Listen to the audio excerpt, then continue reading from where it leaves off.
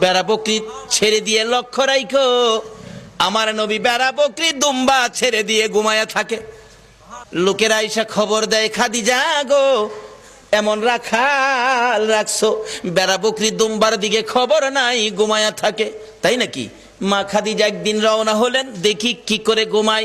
যাইয়া দেখে বেড়া বকরি দুম্বা ছেড়ে দিয়ে আমার আপনার নবী ঘুমিয়েছে। বড় বড় অজগর সাপ এসে নবীজির মাথার উপর ফনা ধরে ছায়া দিতেছে। খাদিজা বলেন, না না, এই রাখালের বকরি জংলার বাগে নিবে না। খাদিজা বাড়ির দিকে যায় আর ফিরা ফিরা চায়, এটা কেমন রাখাল রে? এই রাখাল তো সাধারণ কোনো মানুষ নয়।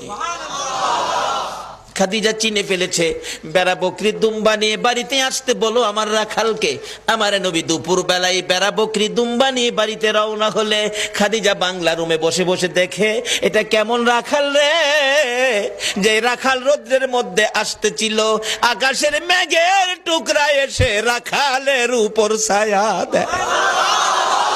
খাদিজা বলেন, মাবুদ মাবুদ রে, এটা কেমন রাখাল আমার বাড়িতে? নিশ্চয়ই উনি সাধারণ কোনো মানুষ নয়, নিশ্চয়ই কোনো মহামানব হবে। আসেন, আর বেড়া বকরি দুম্বা আপনাকে চড়াইতে হবে না, শুধু এই জায়গার মধ্যে 2 ঘন্টার ওয়াজ। এই জায়গায় কি ঘটনা ঘটেছে? আজকে এই নবীর চিনি না, যারা চিনেছে তাদের জীবন ধন্য হয়েছে। বলুন খাদিজা, এই নবী চিনে জীবন ধন্য হয়েছে কিনা?